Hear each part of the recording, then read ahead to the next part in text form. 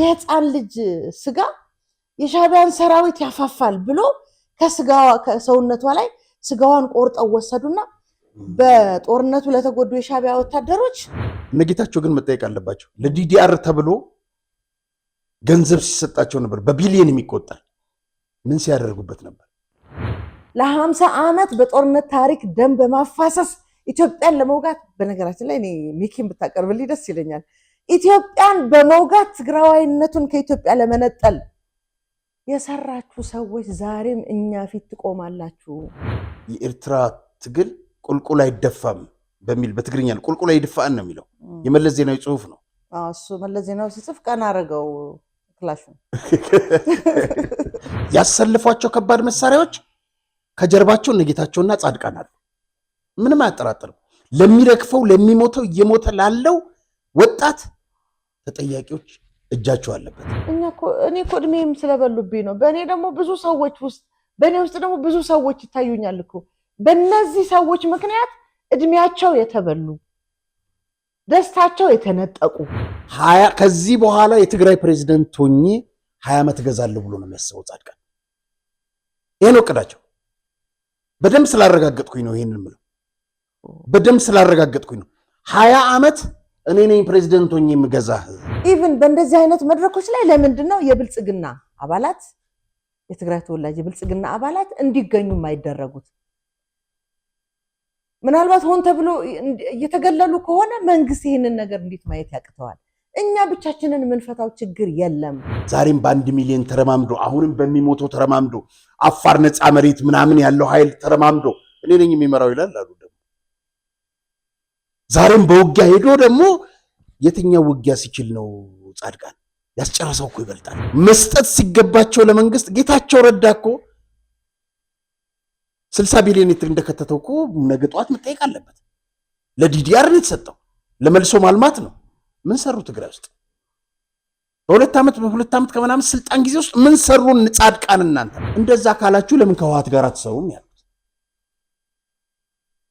ዛሬ ተገልብጦ አሸባሪ ምናምን ይላል። በዚህ መነሻነት ጻድቃን እርምጃ እንወስዳለን ብሏል። እቺ ሐሳብ እሱ አይደለች።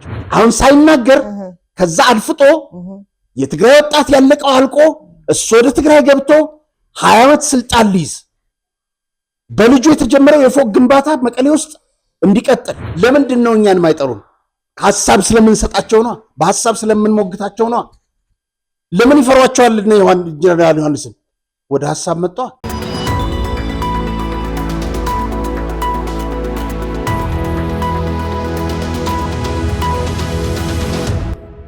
አሁኑኑ ይወስኑ። ልዩ የኢንቨስትመንት እድል በመርካቶ ተክለ ሃይማኖት በወር እስከ 100,000 ብርና ከዚያ በላይ ቋሚ ገቢ የሚያስገኝሉት ድንቅ እድል በአጭር ጊዜ ውስጥ ትርፋማ የሚያደርጉትን የንግድ ሱቅ በልዩ ዋጋና አማራጭ የክፍያ መንገዶች ዛሬውኑ ያዙ። ከግራውንድ ፍሎር እስከ 3ኛ ወለል ድረስ ከ11 ካሬ 22 እና 32 እንደ ምርጫው በ2.7 ሚሊዮን ብር ጠቅላላ ክፍያ እንዲሁም በ640,000 ብር ቅድመ ክፍያ ያገኛሉ። በአንድ ዓመት ጊዜ ውስጥ በ7 ዙር ክፍያ የተመቻቸሉት። በተጨማሪ በፒያሳ ፍሬንድሺፕ ፓርክ እና በአራዳ ፓርክ ፊት ለፊት የሚገኙ ዘመናዊ አፓርትመንቶችን ለመኖሪያም ሆነ ለኢንቨስትመንት እንደ ምርጫው ባለ 2 መኝታ ቤት በ8 ሚሊዮን ብር ጠቅላላ ክፍያ በ10% ቅድመ ክፍያ በ1 ሚሊዮን ብር የግሎ ያድርጉ። ፈጥነው ለሚመጡ ደንበኞቻችን ተጨማሪ ልዩ ቅናሽም ተዘጋጅቷል። ለበለጠ መረጃ 0945 70 3865 ይደውሉልን። ሰላም ጤና ይስጥልኝ ክቡራን ተመልካቾቻችን፣ የዛሬ ፕሮግራም ተጀመረ። እንዴት ነሽ?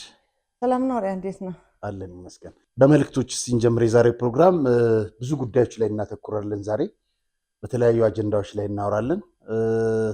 አህመዲን ጀማል ፕሮግራማችን ተከታታይ የምክክር ኮሚሽኑን አስመልክቶ የላከልን መልእክት አለ። እውነት ነው። ዱዓ እናድርግ እያሉ ነው። እንግዲህ እንደ አንድ የሰው ልጅ ሰው በመሆኔና እንደ አንድ ኢትዮጵያዊ ዜግነቴ በሀገራችን ኢትዮጵያና በሕዝቦቿ ላይ ያሉ ችግሮች ሁሉ እንዲወገዱ ፈልጋለሁ።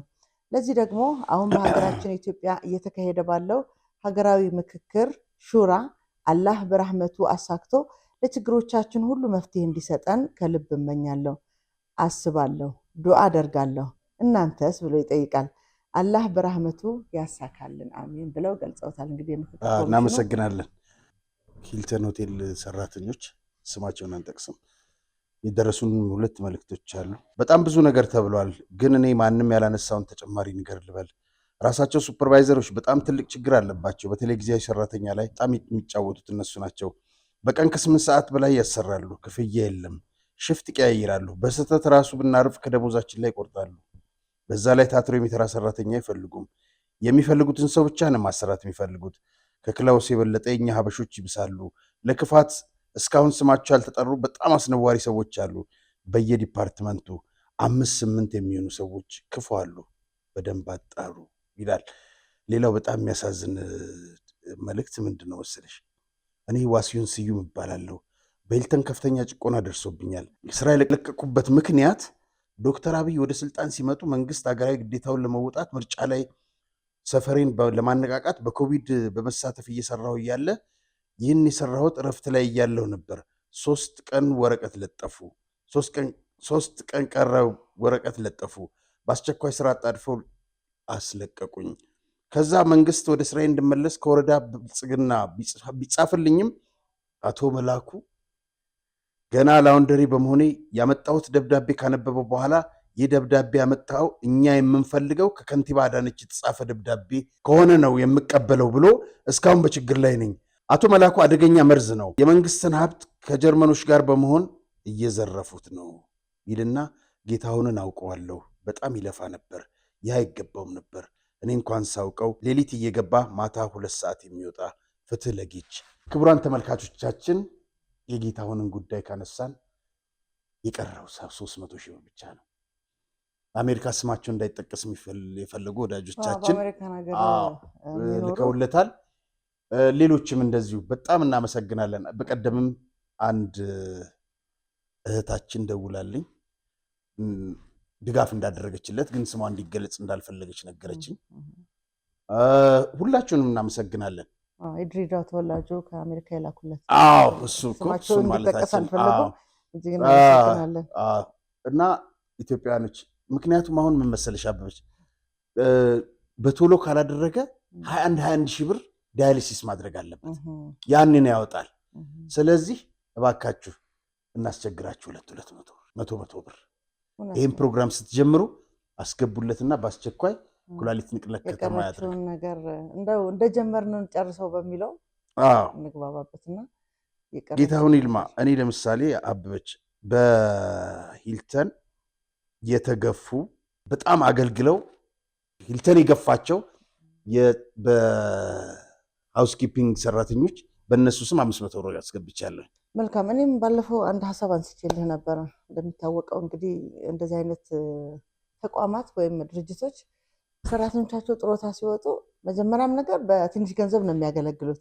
ሲወጡም የምትባል ነገር እጃቸው ላይ አትቀርም እና ምናልባት የቤተሰብ መሪዎች ናቸው፣ ሌላ የሚረዳቸው አካል ወይም ልጆቻቸው ካልደረሱላቸው፣ ለዛ ነው ባለፈው ሳምንት ስናወራ ጥሮታ የወጡ በልመና የተሰማሩ እንደውም ፈጣሪ ረድቷቸው መቄዶንያም የገቡ አሉ ብለናል አይደለ? እኔም በእነሱ ስም 500 ብር ማስገባት ፈልጋለሁ። እናመሰግናለን በጣም እና እውነት ነው። በእነሱ ስም ለፍተዋል፣ ደም ሰጥተዋል። አንድ ቀን እንግዲህ ሰፊ ፕሮግራም ደግሞ በእነሱ ብሩ በዝቶ ሳይሆን እናስባቸዋለን። እነሱም ጌታሁንን ያስቡታል፣ ማድረግ አይችሉም። ስለዚህ አትሊስት በእነሱ ስም ደስ እንዲላቸው ሞራል እንዲሆናቸው የደረሰ ነገር ሌላ ሰው ጋር እንዲደርስ አይፈልጉም። ስለዚህ ማድረግ የሚፈልጉትን ነገር ማድረግ ሳይችሉ ሲቀሩ የሚታመሙት ህመም አለና ያን ነገር ነው እንግዲህ ማስታወስ የፈለግነው። እውነት ነው። ወደ በኋላ ላይ በሂልተን ጉዳይ ብዙ ያዝናቸው የሙስና ጉዳዮች አሉ። እጅ ከፍንጅ በደብዳቤዎች ጉድ የተባለላቸው እና ክቡራን ተመልካቾቻችን ይህን ፕሮግራም ስትጀምሩ በምታምኑት ፈጣሪ ስም 200 የሚሆን በውጭ ያላችሁ ደግሞ $2 ብቻ ነው የምናስቸግራችሁ።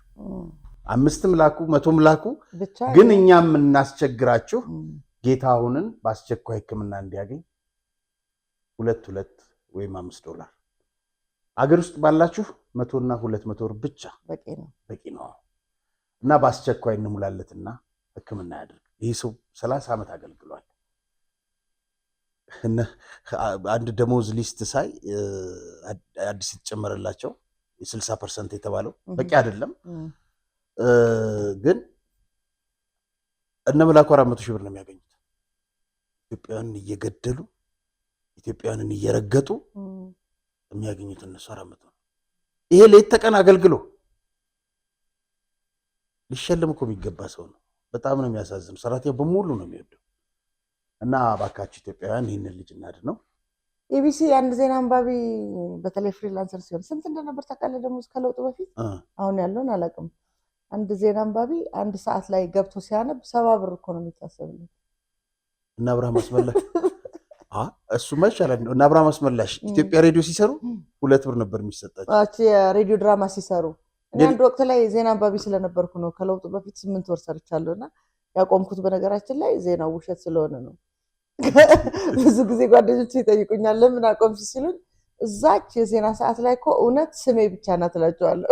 70 ብር ነው ብለው ውል ስናስር ማለት ነው ሲነግሩኝ አሁን 70 ብር ብሩ ራሱ አለ ወይ ብለህ የምጠይቅበት ቫልዩ ያጣቅ ጊዜ ማለት ነው።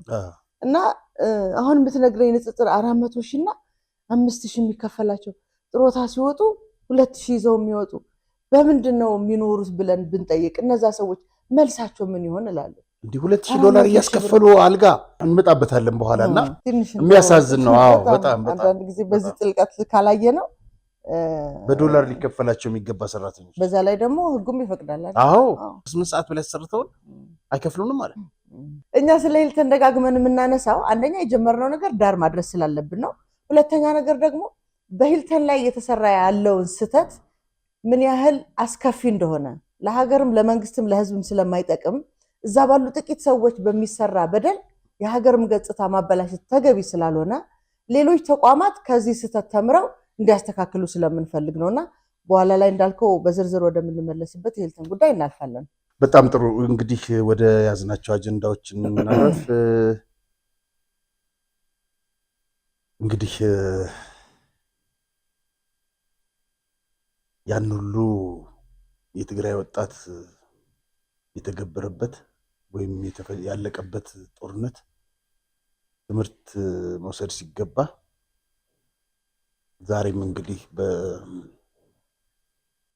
በፊት በ5 ዓመት በ10 ዓመት የሚደቁሱትን ጦርነት አሁን ደግሞ ወደ 3 ዓመት ወደ 2 ዓመት አድርገውታል። አበበች በጣም ብዙ ሰው ነው ያለቀው። ሌላው ቀርቶ ሲሸሹ የነበሩ ወጣቶች ጎርፍ ሁሉ ወስዷቸዋል። ምንም ማድረግ አይችሉም ህይወታቸውን ለማዳን ሲሉ። ባለፈው እንደነበረው ተከዜ ላይ እንደተፈጠረው ስህተት ማለት ነው። ተከዜ ወንዝ ላይ እዛ ላይማ እንትና እኮ ለአዞች እየሰጠ እኛን ስለሚያውቁን ያሻግሩን ነበር አለ ምግበ። አዞ እንግዲህ ህወሓትንና የኢትዮጵያ መከላከያ ሰራዊትን ሲለይ ማለት ነው። እና ከባዩ በላይ እኮ የሰማው ነው የሚያሳዝነው ማለት እኛም ሰምተነዋል። በእርግጥ ግን ሲናገረው ያጨበጨቡት ሰዎች ናቸው እንግዲህ ዛሬም ለተፈጠረ ስህተት ተጠያቂ የምንላቸው። በጣም እንግዲህ ያው ኢትዮጵያ ሉዓላዊነት በመዳፈር በከፈቱት ጦርነት ራሳቸው ተለብልበዋል። ግን ይህን እሳት የሚለበልባቸው እነ ምግበን እነ ምናምን አይደለም፣ በፊትም አዳናቸው። ባለፈው የሰራነው ልጅ ትዝ ይልሻል? ይቅር በለን የትግራይ ህዝብ፣ እነሱን ከበረሃ አውጥተን ከሸክመ ይዘን መተን እንደዚህ ያደረግናሉና ዛሬም አይሞቱም። ግን አሁን እንኳን ህልውናቸው የሚያከትምበት ደረጃ ያሉ ይመስለኛል። ምክንያቱም እንዳለፈው ጊዜ የሚተው አይመስለኝም። የዛ ጊዜ እኮ መቀሌን ከቧል የኢትዮጵያ መከላከያ ሰራዊት ለሰላም ሲባል ይሻል። ጦርነቱ አልቋል እኮ እነሱም እጃቸውን ለመስጠት እንትን ያደርጉ ነበር። ዛሬስ እንደገና ድርድር ሊሉ ነው። ዓለም አቀፉ ማህበረሰብም ተፍቷቸዋል። ግን እኔ አንድ ጥያቄ ያለኝ አበበች፣ ለምንድን ነው ወጣቱ ወደ እነሱ አፈሙዙን መያዝ? ለምንድን ነው የሚሞተው?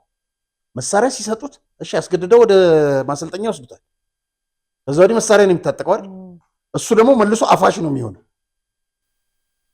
የእሱ ነገርማ ጉድ ነው።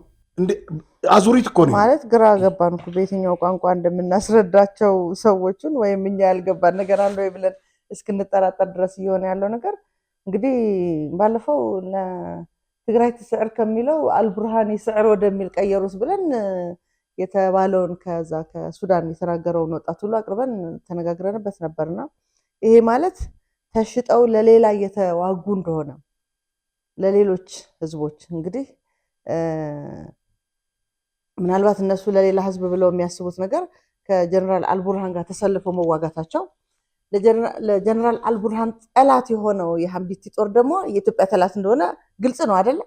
እንደውም ትናንትና ጠቅላይ ሚኒስትር ዶክተር አብይን ፕሮግራም ስሰማ የባንዳነት ጥግ ብለህ የምትገልጸው እንዲህ አይነት ታሪክ ሲፈጸም ነው። ኢትዮጵያን ለመውጋት ሌላ ጊዜ ሀሳቡ ነበረ ተሸክመው ወደ ኢትዮጵያ ይዘውት የሚመጡት። አሁን እኮ ሰራዊቱን የኢትዮጵያን ጠላት የሆነን ሰራዊት እኮ ነው ጭራሽ ተሸክመው ይዘው እየመጡ ያሉት እና ግራ የሚገባ ታሪክ ውስጥ የገባ ማህበረሰብ ነው ያለው። ግን ይሄ ልክ ሰሜን እዝን ሲመቱ ሰሜን እዝ የትግራይ ጠላት አድርገው ሊነግሩን ፈልገው ነበር አይደለ? ከሆነም እነሱ የፈጠሩት ሰራዊት እኮ ነው። ዶክተር አብይ በመጣ በማግስቱ ጠላት ሊሆኑ አይችሉም። እነሱ ለ30 ዓመት የገነቡት አስተሳሰብ አለ። የአስተሳሰብ የፈጠረው ስለሆነ ሊወጋቸው ቢያስቡም የእርስ በርስ የሰሜን እዝ ላይ የነበረው ራሳቸው የፈጠሩት አስተሳሰብና እነሱ ራሳቸው የፈጠሩት ችግር ካልሆነ በስተቀር ከዶክተር አብይ ጋር ወይም ከመጣው ለውጥ ጋር የሚገናኝ ታሪክ አይደለም እንላለን አይደለ? አሁንም እንደዚህ አይነት ሰዎች እዛ ክልል ተፈጥረው ተሽጠው ባንዳ ሆነው ለመምጣት ማሰባቸውን ወይ ማድረጋቸውን ስታስብ ምን ያህል ቲፒኤልኤፍ ዝም ብሎ ትግራይ በአንድ ዘንቢል እንደያዘው ዕቃ እንደፈለገ ሲሰራው እንደነበረ እንደፈለገ ሂድ ሲለው የሚሄድ ና ሲለው የሚመጣ ትውልድ መፈጠሩን ነው የሚያሳይ። ሊተኩስላቸው ለምን አልቻለም ላልከው ነገር ልናገር ፈልጌ ነው። እንዴት ይተኩስላቸው? የፈጠርከው እኮ የሆነ አስተሳሰብ ፈጥረው ከሆነ ስብዕናውን የገነባው ያችን ነገር እስክታደርግ ድረስ የዛ አስተሳሰብ ባሪያ ሆነ ነው የምትቀጥለው። ለዚህ ነው ምን እየሰሩ እንደሆነ የማያውቁት ብለን የምንለው። በነገራችን ላይ ምናልባት ከዚህ ጋር ብናገናኘው ወይም ተመልሰን የምናየው ከሆነ አላውቅም እንጂ የኤርትራ ሰራዊት መሪዎች ወደ ትግራይ መግባታቸውን አይተናል አይደለም? ኤርትራ ምንጻለ አልጋ ሆነና በቃ አብ ኢትዮጵያ መራሕት ስለዝገበረት ኤርትራ ለመገንጠሉ አልጋ ባልጋ የሆነላት ልጆቿን ኢትዮጵያ ውስጥ መሪዎች ስላስቀመጠች ነው። እውነት ነው። እነ መለስ ዜናዊ እነ ስብሃት አንድ መጽሐፍ አይቼ ነበር። በእንትን የተጻፈ ነው በብዕር የኤርትራ ትግል መሳሪያው እንደዚህ ክላሽኗ ወደታች ተተክላ የኤርትራ ትግል ቁልቁል አይደፋም በሚል በትግርኛ ቁልቁል አይደፋን ነው የሚለው የመለስ ዜናዊ ጽሑፍ ነው። እሱ መለስ ዜናዊ ሲጽፍ ቀና አረገው ክላሽን። እንደዛ እኮ ነው ሰውየው የጻፉት። ጦርነት አያስፈልግም። የኢትዮጵያ አንድነት አስተሳሰብ አራማጅ ናቸው ጸሐፊው። ማለት አያስፈልግም ጦርነት በሚል ክላሹን ዝቅ አድርገውት ከጻፉ በኋላ መለስ ደግሞ ቀና አድርጎ ጻፉ ማለት ነው። ለማንኛውም ይሄ ስዕል ለምን አስፈለገን? ዛሬ ዝምናያችሁ ካብና ኢትዮጵያ ናይ ትግራይ አጀንዳ ናይ ኤርትራ አጀንዳ ለጨንቆም ሰባት ኢትዮጵያ ስልጣን ስለዝሓዙ ከኢትዮጵያ አጀንዳ ይልቅ የኤርትራ አጀንዳ የሚያስጨንቃቸው ስልጣን ስለያዙ በኢትዮጵያ ካብና ዓለም መስርሕ ካብና አፍሪካ ሓልነት ድርጅት መስርሕ ካብና ተጋሩን ኢትዮጵያውያንን ዘለቀይታው ረብሓ ይህ እንግዲህ ከታች አዲግራት ሲገቡ ነው አይደል? እኚህ ደግሞ ዶክተር ጥሩ ንግግር ነው የሚናገሩት። ምክንያቱም የኤርትራ ደም ያላቸው አብዛኞቹ ከዓለም አቀፍ ከአፍሪካ አቀፍ ከአፍሪካ አንድነት ምንድን ነው የሚባለው የአፍሪካ ህብረት እንትኖች አሉ አይደል? ህግና ደንቦች ውጭ በሆነ መንገድ በድንገር ነው እንጨርሳት ሲሳቸው ናይ ኤርትራ ረብሓ ዘጨንቆም መራሕቲ ስለ ዝነበሩ እዩ እዚ ከዓ ፍሉይ ነገር ከዓ ፅባሕ መፈጋጥመና ኢና ክንእሸይና። ይሄ ምን ለማለት ፈልጌ መሰለ እነዛን ወጣቶች ስላነሳ ነው። ለምንድነው አዝሮ ወደ እነሱ የማይተኩሱት አልክ? መተኮሱ ይቅርና ዝም ብሎ መጠየቅም እኮ ይቻላል። ለምሳሌ ሌላ አጸያፊ ቪዲዮ እናያለን በኋላ ላይ። እነዚህ ወጣቶች የታጠቁት አንደኛ ከመከላከያ ጋር በነበረ አለመግባባት ሰሜን እዝ ላይ በደረሰው ጥቃት መሰረት መንግስት ለወሰደው እርምጃ ምላሽ ሊሰጡ ታጠቁ። ሁለተኛ ኤርትራ ሻዕቢያ ሰራዊቱን ወደ ትግራይ አስገብቶ እህትህን፣ እናትህን፣ ሚስትህን በአጠቃላይ ቤተሰብህን እንደ ትግራይ ሊያጠፋ ያደረገው ነገር ተብሎ የተገለጸበት ኢሰብአዊ ተግባር ዳግም ያው ከፕሪቶሪያ ስምምነት በኋላ ዳግም እንደዚህ አይነት ተመሳሳይ ድርጊት እንዳይፈጸም ምናልባትም በኋላ ላይ አሁን ቲፒኤልኤፍ ደግሞ መልሶ ነበሩ ቲፒኤልኤፍ ተመልሶ ደግሞ ወደ ወንበሩ ሲመለስ እነሱ ለሚያዙት ማንኛውም ነገር ለማስፈጸም ነው ታጥቆ ጠላቶችን በቀላለሁ ብለው ያ ሁሉ ወጣት የታጠቀው በተለይ ደግሞ ሻዕቢያ ላደረሰው በማስረጃ የተደገፈ ብለው የሚነግሩን ከራሳቸው አንደበት ማለት ነው። አንደኛ ንብረት ዘረፋ፣ ሁለተኛ ጄኖሳይድ ብለው የሚገልጹ፣ ሶስተኛ ሴቶቻችን ተደፈሩ ብለው ይሄንን ለመበቀል በተነገራቸው ፕሮፓጋንዳ መሰረት ነገታቸውም እሱን ሲሏቸው ስለነበር ያኔ በዚህኛው ፕሮፓጋንዳ ሜተድ እነዚህ ወጣቶች ታጠቁ። ከሻዕቢያ ጋር በምን አይነት መንገድ ምን አይነት ስምምነት እንደተደረሰ እንኳን አይደለም የታጠቀው ወጣት ህዝቡ ሳያቅ ማንም እንደፈለገ በሚነዳው ወይም እንደፈለገ በሚንቀሳቀስበት ድንበር ትላንት በዚህ ልክ አስጸያፊ ነገር በህይወት በቤተሰብ በእህት በእናት በሚስት ፈጽመውብሃል የተባሉትን የሻዕቢያ መሪዎችን በሁለት ረድፍ አጅቦ እልል እየተባለ በመሳሪያ እያጀባቸው ሲያስገባቸው ታያለ። እነዚህ አጃቢዎች ወይ ሌላ ናቸው ያልሰሙት ያንን የትላንትናውን ታሪክ ያልሰሙት ናቸው ወይስ ምንድነው የተነገራቸው? እንዴት አይተኩስባቸውም ስላልክ ነው። እንዴት ይተኩስባቸው? መተኮስ ይቅርና መጠየቅ እኮ ያልቻለ ታጣቂ እኮ ነው ያለው። ችግሩ የት ነው ያለው? አይዶን አናቅም። ሁላችንም በደንብ ይሰማሉ እንጂ ሻዕቢያ ጠላት ነህ በሚለው ህፃናት ልጆችም ይሰማሉ። ታዲያ በዚህ ልክ እንዴት ሊመጣ ይችላል እንደዚህ አይነት ነገር? እሺ ሌላው አስጸያፊ ነገር ምንድነው ብለን ትላንትና ስናነሳው የነበረው ነገር የተነገረው ነገር ይሄንን ለማድረግ የሚያስችል ሞራል ይፈጥርለታል ወይ? ሌላኛውን ቪዲዮ ነው احنا دقيقه جيغانينا እቺ ላይ እስቲ መጀመሪያ ደብዳቤውን ከመተርጎማችን በፊት ገለጻ አስጭበት። እሺ የምታዩት ነርስ እንግዲህ ዛሬም ድረስ በአይደር ሆስፒታል የህክምና አገልግሎት ትሰጣለችና ያኔ በወቅቱ ሻዕቢያ ትግራይ ገብቶ አደረሰ በተባለው ጥፋት የተቀረጸውን ያጋጠማትን ለህክምና የመጣችውን ሴት ታሪክ ነው የምታነበውና እንግዲህ ደፈሯት። ከዛ በኋላ ማህፀኗ ውስጥ ደብዳቤ ተውላት። ማህፀን ብቻ ማን ነው ደብዳቤ ብቻ አይደለም ሌሎች ነገሮች አሉ የምታሳየንና በተለይ ደብዳቤው ምን እንደሚል ከሴቷ ማህፀን አወጣሁት ያለችውን ደብዳቤ እንስማው። ያኔ በወቅቱ ቀርቦ ስለነበር ማስታወስ ስለሚጠበቅብን ነው። احنا دقيقه جيغانينا እኛ የኤርትራ ልጆች የኤሬ ልጆች ጀግኖች ነን። كمؤمنا نقبر እኛ እንደሱ ምናደርግ እንደዛ ነው የምናደርገው። እንቀጥልበታለን። كنقصللينا حجውን ደቃንስቲዮ ትግራይ ፍረ ከይህባ የትግራይ ሴቶች ፍሬ እንዳይሰጡ ወይም እንዳይወልዱ نقبر ኢና እናደርጋለን። احنا 1990 ዓመተ ምህረት ሕነ 1990 ማለት ሕነ ማለት ብቀላ 1990 ላደረሳችሁብን የኢትዮ ኤርትራ ጦርነት ጊዜ ላደረሳችሁብን ብቀላ 90 ዓመተ ምህረት ክንፈዲና እንበቀላችኋለን።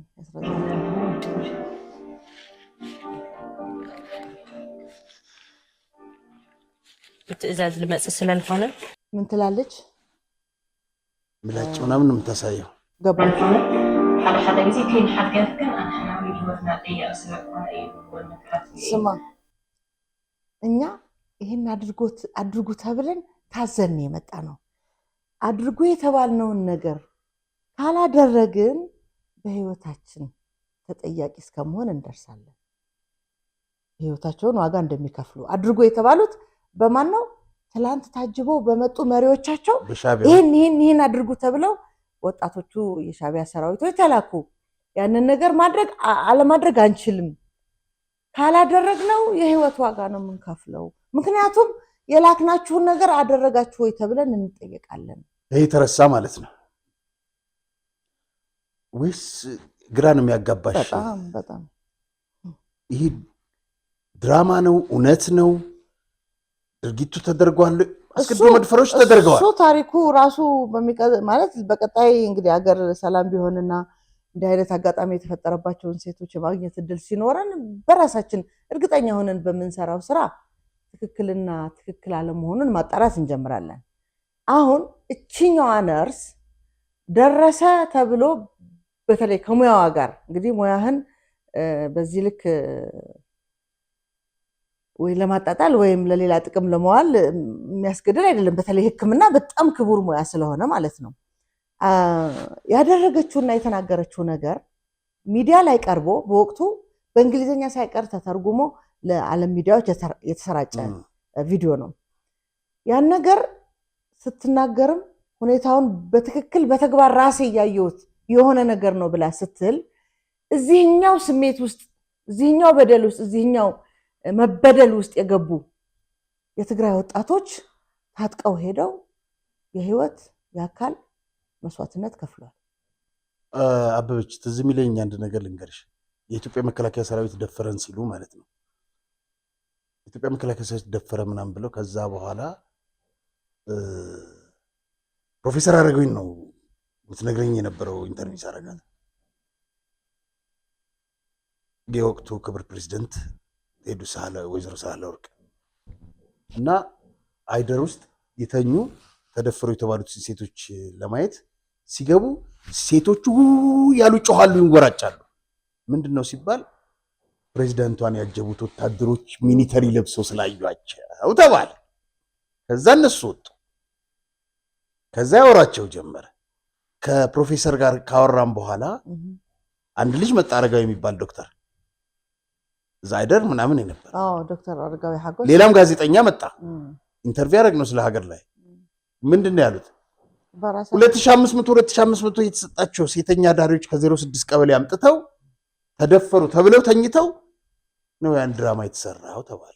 ሁለተኛ ደግሞ በራሳቸው ሰራዊት አብሯቸው በነበሩ የተደፈሩ ግን ማለት ያለባቸው ነገር ደግሞ ጠላት ደፈረን ማለት እንዳለባቸው ተገደው ይሉ እንደነበር ከራሱ ሐኪሙ የሰማነው ነው። 13000 እስረኛ ፈተው በመቀሌ ሴቶች ድፈሩ ብለው እኮ ለቀዋል። ይሄ ወዴት ያንደረድረናል? ትላንት ከአንድ ከፍተኛ ባለስልጣን የተላከልን እሷን እስቲ ያቀርብ። በጣም እሱ በጣም ወሳኝ ነገር ነው ባይዘው።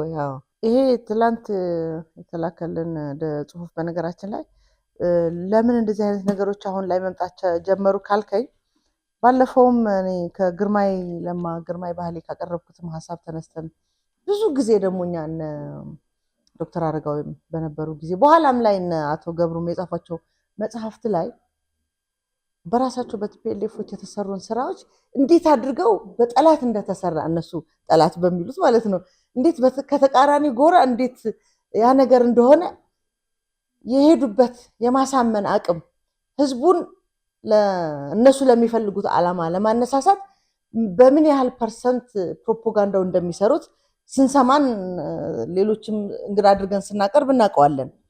ይሄ ታሪክ እስካሁኗ ድረስ እስካቀረብናት ነርስ ጭምር ድረስ እንደቀጠለ እናውቃለን። በዚህ እንደማያበቃ ባለፈው እኔ በግል ስነግርህ ነበረ።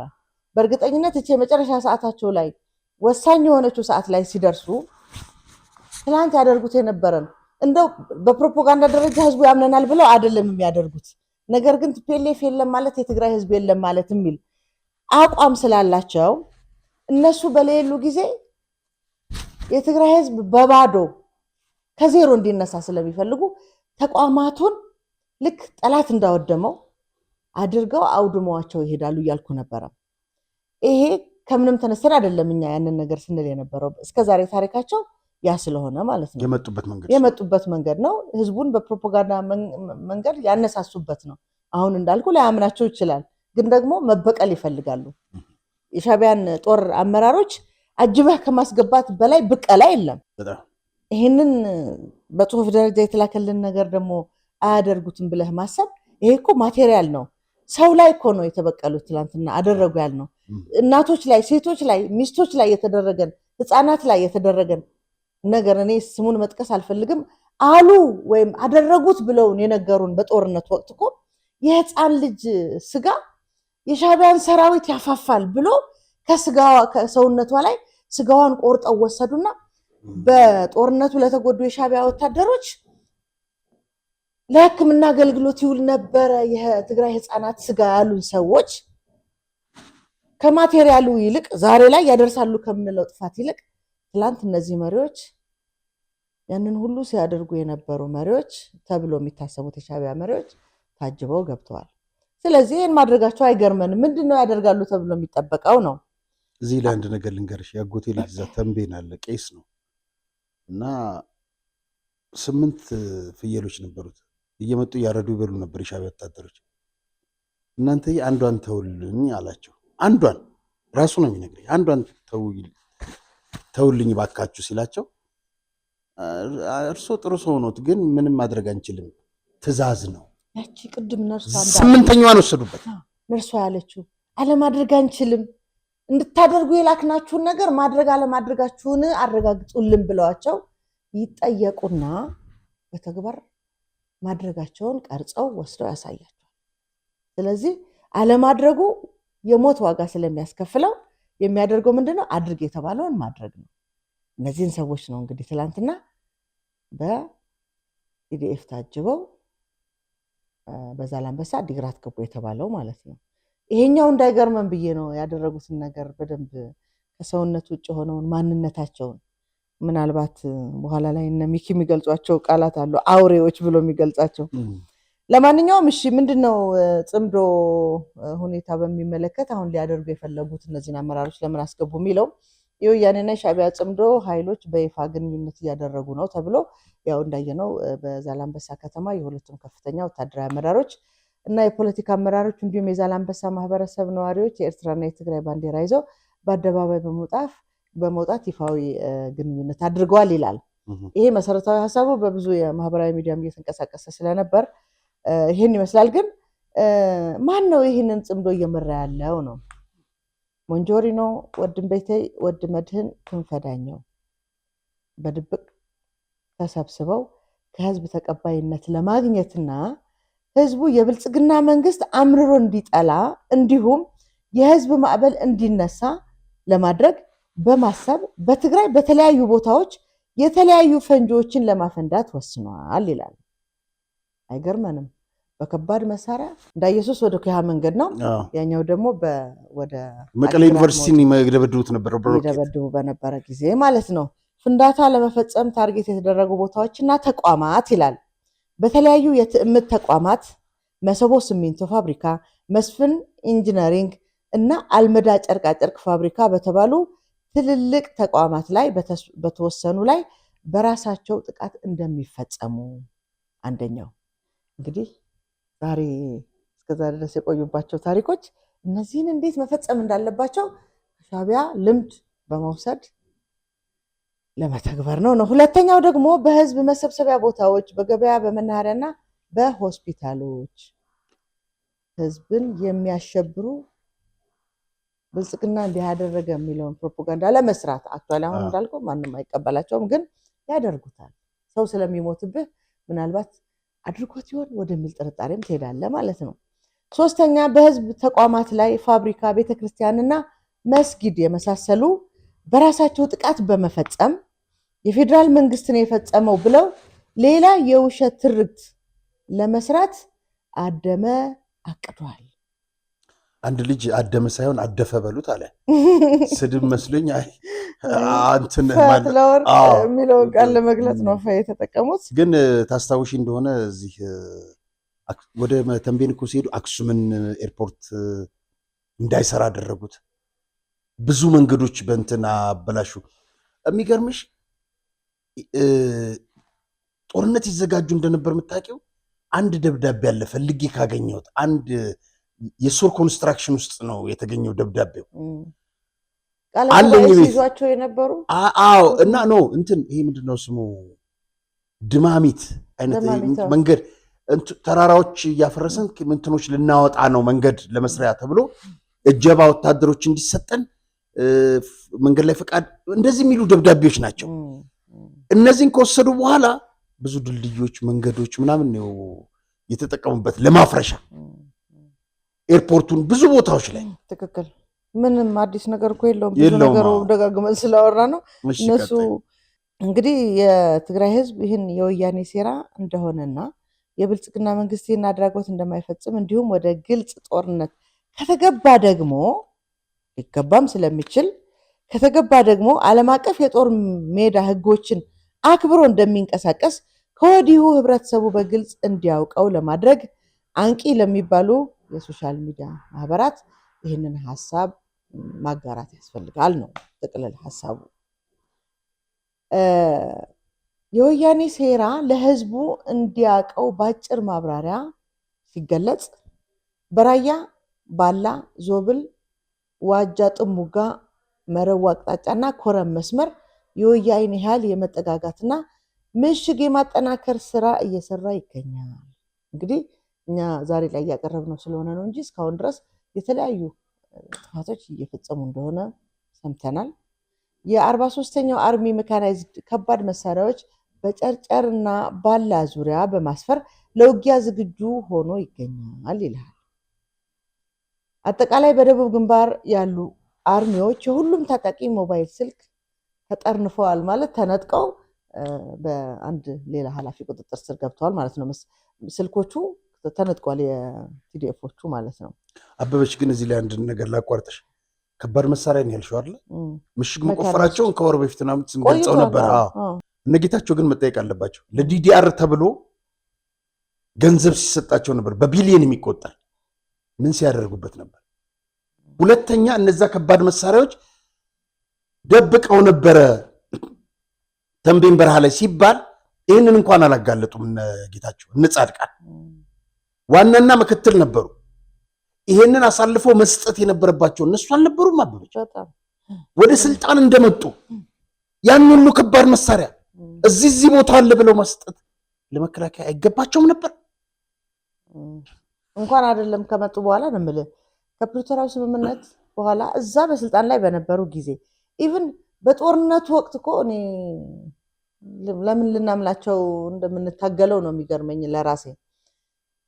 ጥቅምት 24 እኮ የፕሪቶሪያ ስምምነት ውል የተፈጸመበት ቀን ነው አይደለም? ጥቅምት 24 ግን በራያ ግንባር ጦርነት እየተካሄደ ነበር። ስንት የትግራይ ወጣት ያኔ አልቋል። ስንት የትግራይ ወጣት አካሉ ጎድሏል። እንዴት የሰላም ስምምነት ፊርማ እየተፈራረምክ ውጊያ ተካሄደ? እንዴት ታካሄዳለህ? ስለዚህ ሲጠቃለል እነዚህ ሰዎች የመጡትም የቀሩትም ጸረ የትግራይ ህዝብ ናቸው እንድንል የምንገደደው ተባረክ በዚህ ምክንያት ነው። እውነት ነው።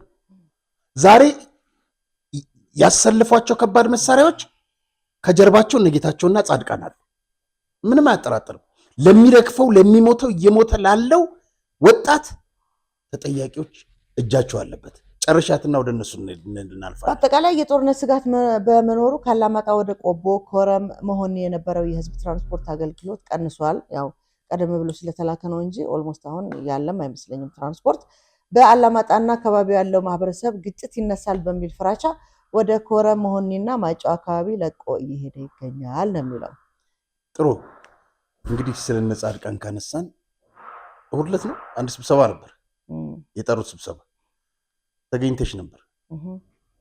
ምን ታዘብሽ? ምንስ ተነሳ? ምን ተባባሉ? እንደው ባጭሩ ከ2 ወር በፊት ወይም 3 ወር በፊት ተመሳሳይ መድረክ ላይ ተገኝቼ ነበረ። ምንድነው እዛ ያነሷቸው ጥያቄዎች ነበሩ፣ የተነሱ ጥያቄዎች ከሌሎችም ማለት ነው። የኔ ጥያቄ ግን ምንድነው ብዙ ጊዜ ስንገናኝ ስለ ፕሪቶሪያ ስምምነት ይወራል። አሁን ውስጤ ምን ያምናል መሰለ፣ የሆነ ነገር ተፈራርመህ ከጨረስክ በኋላ ወደ ተግባር ነው አለ የምትገባው። መልሰህ ስለ ፊርማው ለማውራት የአንተ ጉዳይ አይደለም። ምናልባት በዛ የፊርማ ሂደት ውስጥ ጥያቄ ያለው ማህበረሰብ ካለ ማህበረሰቡ ነው ሪሰርች ማድረግ ያለበት። የተለያዩ መንገዶችን ተጠቅመው የተፈራረሙት ነገር ምንድነው እያለ መጨነቅም መተንተንም መረዳትም ያለበት የተፈራረምክለት የማህበረሰብ ክፍል ነው። ያንተ ተግባር የሚሆነው ለመፈራረም ምክንያት የሆኑን ተግባራት መፈጸም ብቻ ነው። ሁልጊዜ ግን ስትገናኝና አንዳንድ እንዲህ አይነት መድረኮች ላይ ተገኝቼ ሲሰማ ስለ ፕሪቶሪያው ስምምነት እንዳልኩ የህዝቡ የሆኑ ሀሳቦች መሪዎቹ ያወሩታል፣ የተፈራረሙት አካላት። ኦኬ ይሄ እኔ ደጋግሜ ያነሳሁትም ጥያቄ ነው። ሀቅና ሳቅም ላይ እያለሁ አንስቼዋለሁ። የፕሪቶሪያ ስምምነት ሰነድ በአማርኛም በትግርኛም ተተርጉሞ ከመንግስት ጋር በሚያምንበት ተቋም ህጋዊ በሆነ ተቋም ተተርጉሞ መንግስትን በሚያምንበት ተቋም ተተርጉሞ ለህዝቡ ይሰራጭና ከዛ ህዝቡ ጥያቄ አንሳ፣ ይሄ ለምን አልሆነም፣ ይሄ ለምን አልተፈጸመም ብሎ ያንሳ እንጂ እንዴት ተፈራራሚዎቹ ይጠይቃሉ? ስለዚህ ምናልባት የተፈራረሙት አካላት በተለይ ደግሞ በትግራይ ወገን የተፈራረሙት አካላት እንዲተረጎም ነው ማስገደድ ያለባቸው። የተፈራረምከው ሰነድ ካመንክበት ተተርጉሞ ለህዝብ ይድረስ። ምክንያቱም የተፈናቃይ ጥያቄ የሁለቱም ተፈራራሚዎች ጥያቄ ስለሚሆን የኢትዮጵያ መንግስትም እኮ ለምን ጫና ፈጥሮ ለምን ተፈናቃዮችን አትመልስም እንዲል የፊርማው ሰነድ ምን እንደሚል በአማርኛ መረዳት መቻል አለበት። ስለዚህ ይሄ ተፈርሞ ህዝቡ ዘንድ መድረስ አለበት የሚል አቋም ስለነበረኝ ሚዲያም ላይ አንስቼው ስለነበር ባለፈው ከ3 ወር በፊት ያነሳሁት ይሄንን ጥያቄ ዛሬ የምትነግሩን ነገር ለኛ አይጠቅመንም፣ አስተርጉሙና ከመንግስት ጋር ተግባቡና ህዝቡ ጋር ይድረስ። እስከዛሬ ድረስ የተፈናቃይ ጥያቄ በትግራይ ህዝብ እየተነሳ ያለው ነገር ጉዳዩ የማን እንደሆነ ግልጽ የሆነ መረጃ ይድረሰው። አንደኛ ተፈራርመናል ና ተመለስ የምትለው ነገር አይደለም አይደለ? ምን ምላሽ ሰጡሽ? ምንም ያው ሐሳባቸውን አስቀመጡ። እኔ የምናገረውን ነገር እየጻፈ ነበረ አቶ አሰፋ ብርሃ ነው መድረኩን ሲመራ የነበረው። እኔ እንደውም የተናደድኩት እንደዚህ አይነት ሰዎች መጥተው ድጋሚ እኛን ሊመሩን እኔ ያልኩት በሌብነት በንቅዘት ታስረው የነበሩ። ለማንኛውም በተጨማሪ ያነሳሁት ጥያቄ በጣም ቅሬታ ያለብኝ ሁልጊዜም ያው ናቸው የምልበት ምክንያት በደርግ ጊዜ ተጋሩ እየተፈለግን እየታሰርን ዛሬም ወጣቶች ምናምን ብሎ ዛሬም ለተፈጠረው ችግር እሱ መፍትሄ ሊያመጣ ላነሳው ሐሳብ ነው። ያኔም ወንድሞቻችሁ ነበረ ለደርግ ባለስልጣናት እዚህ የነበሩን ተጋሩ በኢትዮጵያዊነታቸው የሚያምኑ የነ ስዬ አብርሃን ጦርነት ታሪክ ወይም የትግል ታሪክ የማይደግፉ ከኢትዮጵያ ሕዝብ ጎን የቆሙ ተጋሩን አብሯችሁ መስራት እንደማይፈልጉ ሲያሳውቋችሁ ከኛ ጋር ነው የሚሰሩት እያላችሁ ደብዳቤ በመላክ በመጠቆም ሲያሳስሯችሁ የነበረው ያው እኔ ታስሬ ነበር ስለሚል ማለት ነው። ታስሮ ስለነበር ያሳሰረህ እኮ ወንድምህ ነው የኔ መልስ። የነ ሙልጌታ አለምሰገድ አፈወርቅ የሚባል እነሱን ጨምሮ በርካቶች እነ ታደሰ ገብረ እግዚአብሔር በጣም ብዙ ተጋሩ እንዴት እንደተረሸኑ አባይ ፀሐይ ደብዳቤ እንዴት እንደጻፈ ገጽ 229 የገብሩ አስራት መጽሐፍ ላይ ያለልሽ ግርማይ ለማ ባለፈው እንደው ዋናው የስለላ ስራ ከስብሃት ጋር አባትና ልጅ ሆነው ሲሰሩ በነበረ ጊዜ የብዙ ተጋሩ ስም ዝርዝር ይዘን ሄደን ይላል። ከተማ ሲገቡ እንደወደቀብን አስመስለን መከላከያ ካምፕ አጠገብ እንጥለዋለን። በአጠቃላይ የሰራዊት የደርግ መከላከያ ሰራዊት ባለበት አካባቢ ላይ እንጥለውና ስም ዝርዝር እንዲገኝ እንዲያዙ እንዲገደሉ እናደርግ ነበር ብለው ቃል በቃል እኮ ያደረጉት ሰዎች ጭምር ነገሩን። ስለዚህ ወንድሞቻችሁ ለሰሩት ጥፋት ደርግን ተጠያቂ አታድርጉ ነው የኔ። በዚህ ሁኔታ ላይ ምንድነው ሌላው የተነሳው ነገር? ሶስተኛዋ ሐሳብ የነበረችው ሚዲያ 20 ዓመት ከሌላችሁ ምንድነው የምትሰሩት ነው። ለማንኛውም ይሄ በባለፈው የነበረ ጥያቄዎችን መልስ ለመስጠት በሚመስል ሁኔታ ትላንት እሑድ ላይ የነበረውን ነገር ልነግር ፈልጌ ነው። ጥሩ ነው። ምንድነው ከፔሌፍን ሙሉ በሙሉ በማክሰም ትግራይን እንዴት እንገንባት ወደ ልማት እንዴት እንመልሳት ነው የእሑድ ዕለት የነበረው አጀንዳ። ይሄ ትልቅ ሐሳብ ነው። ኦልሬዲ ከህዝቡ ተነጥሏል። ትንሽ የኃይል ድጋፍ ይፈልጋል የቀረውን ሰላምና ጸጥታ ለማረጋጋት። እነዚህ ነገሮች እንዴት መተግበር እንዳለባቸው ለመወያየት ነው የተዘጋጀ ነውና በዚህ የውይይት ሂደት ውስጥ ግን እኔ ገረመኝና ለራሴም ጥያቄ የተነሳብኝ ነገር የትግራይን መልሶ የግንባታ ጊዜ ሂደት ለሚቀጥሉት 20 ዓመታት እንደሚፈጅ ነው የነገረን። ጥናት አቅራቢው አቶ አሰፋ ብርሃ ነው በተመሳሳይና እና ማለት ለራሴ ማመን ስላቃተኝ ሌሎች ሰዎችን መጠየቅ ጀመርኩኝ። ለምንድነው እንደዛ አይነት ፊሊንግ የተሰማኝ? እንግዲህ ዶክተር አብይ ባለፉት 8 ዓመታት ራሳቸው እንደውም ቲፒኤልኤፎችን በለኮሱት ጦርነት ምክንያት ጽንፈኛ ፋኖ የሚባልም ተሸክመው ቲፒኤልኤፍን ለማምጣት በሚደረግ ሽኩቻ ውስጥ በሚደረግ ጦርነት ውስጥ ዋጋ እየተከፈለ በጦርነት ያለች ሀገር ለ8 ዓመታት ጦርነቱ የከፈለው የመከላከያ የህይወት ዋጋ ታሪክ የሰነደው ሆኖ ደግሞም የነሱ የመስዋዕትነት ውጤት የሆነ ልማት ደግሞ በመላው ኢትዮጵያ ከትግራይ ክልል ውጭ ማለት ነው ታሪክ አይተናል። የመከላከያ ወታደር የህይወት መስዋዕትነት አሻራ ውጤት በ8 ዓመት ውስጥ ታሪክ አይተናል አይደል? እነዚህ ሰዎች አንድ ክልል ለማልማት 20 ዓመት የሚፈጅባቸው ከሆነ እኔ እንደው ማታ ደጋግሞ አእምሮዬ ላይ መጣና አክሱም ታውቃለህ አይደል? ቅርስ ናት። አንደርግራውንድ ቤቶች አሉና አገር ነበረ ይባላል።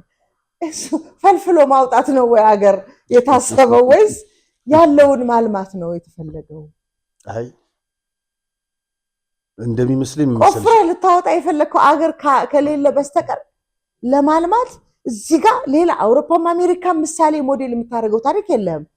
ዶክተር አብይ የሚመራው ብልጽግና የሚባል ፓርቲ ላለፉት 8 ዓመታት በጦርነት ሂደት ውስጥ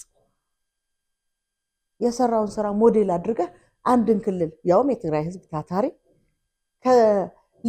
እንዲሰራልህ ከነገርከው በላይ እጥፍ አድርጎ የሚሰራ እያሉ እያሞካሹ ግን በእርዳታ ያኖሩት ህዝብ ሰላም ባለበት ሀገር በአግባቡ እንደ ዜጋ የሚገባው ተከፍሎት የሚሰራን ህዝብ ይዛ እንዴት ነው 20 ዓመት እንዲቆይ ነው የፈለጉት? 20 ዓመት ወይስ የእውነት ስራው 20 ዓመት ይፈጃል ነው? ስራው 20 ዓመት አይፈጅም። 20 ዓመት የተፈለገው ጻድቃን ዋናው ቅዱ ልንገርሽ፣ ዋናው ይሄ አብርሃ ታዩ እሱ ያሰፋ አብርሃ ዋዳ አጋፋሪ ነው።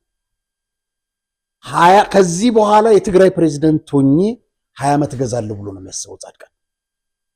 ይሄ ነው ቅዳቸው። በደም ስላረጋገጥኩኝ ነው ይሄንን ምለው፣ በደም ስላረጋገጥኩኝ ነው 20 ዓመት እኔ ነኝ ፕሬዝዳንት ሆኜ የምገዛህ። ከነዛ ጋር ጸብ የላቸውም። ከነዛ ጋር ጸብ የላቸውም። ልዩነታቸው የስልጣንና የጥቅም ካልሆነ በስተቀር ምንም ልዩነት የላቸው ይመስለኛል። እዛ አዳራሽ የነበረው የወጣቱ መንፈስ በጣም ያሳዝናል። እኔ ብዙ ጊዜ ተጋሩ በምክክር ኮሚሽኑ ነው ራሳችንን የገመገምኩት ብዬ አስባለሁ።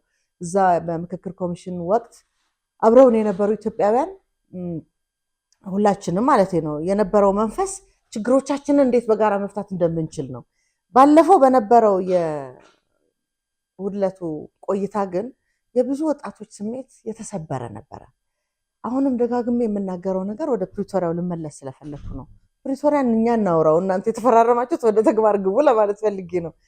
ስለ ፕሪቶሪያው ስናነሳ ልክ ቲፒኤልኤፍ በሚል ስያሜ የተፈረመው ወይም ፈራሚ አካል ሆኖ እንደፈረሙት ብልጽግና የሚባል ደግሞ የራሱ የሆነ ግዴታ አለበት እዛ የፕሪቶሪያ ስምምነት።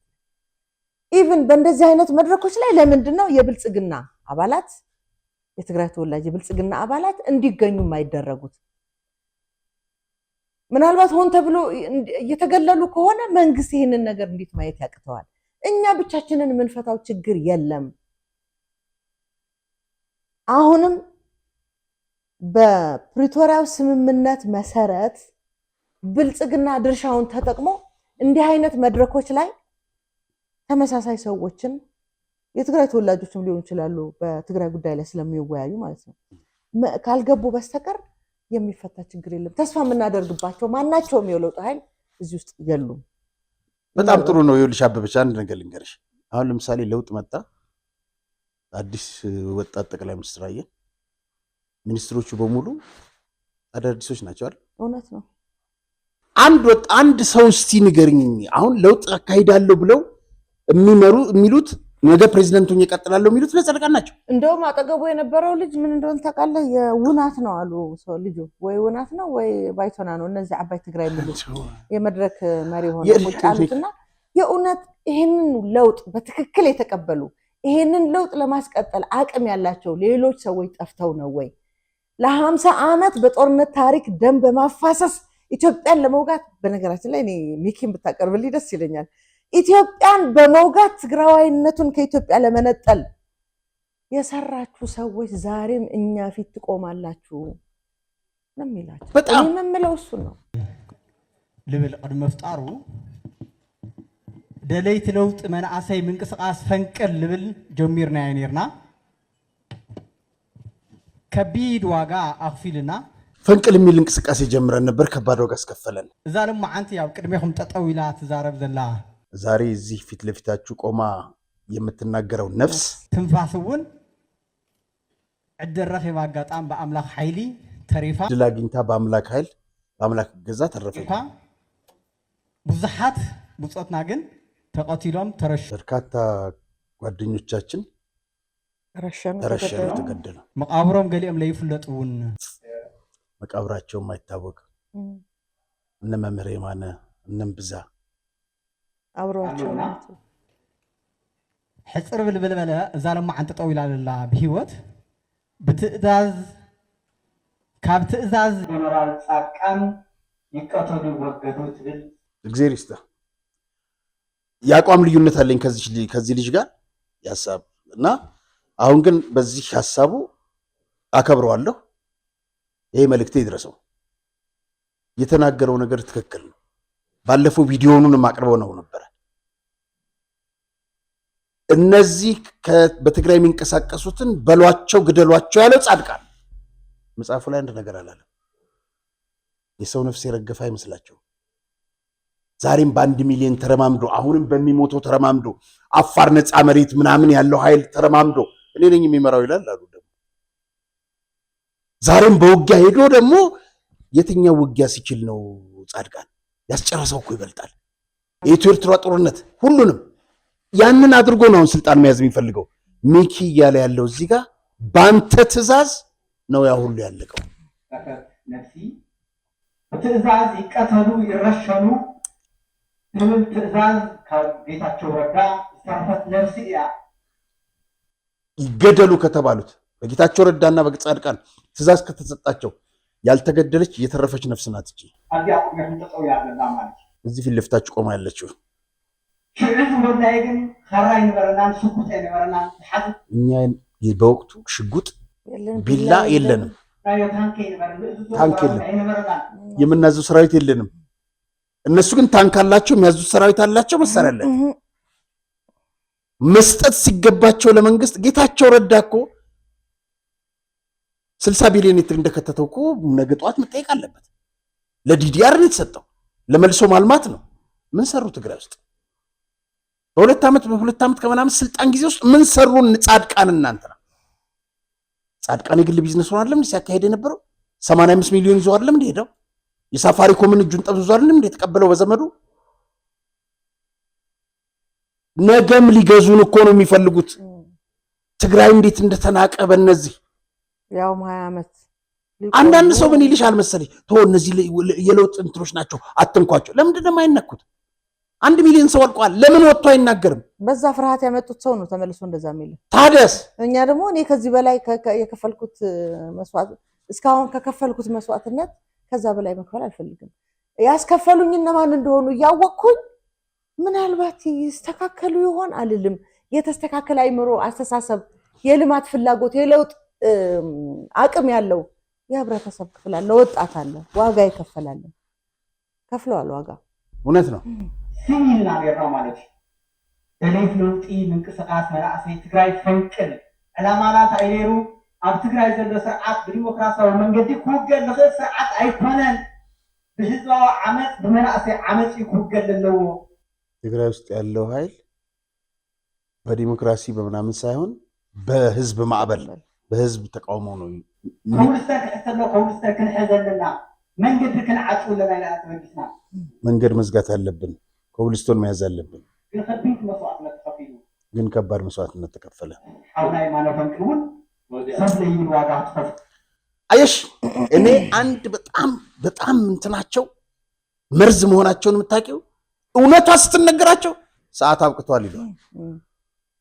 መስማት አይፈልጉም። እነሱ በሰዓት በጊዜ ምናምን ተጠቅመው የሰዓትን ልክነት አሳይተው እንደሚያውቁ ማለት ነው። በጣም የጊዜን ልክነት ነግረው እንደሚያውቁ እንደዛ ሐሳብ የሚሰሙ ከሆነ ተው ጦርነት ተብለው አልተለመኑም እንዴ?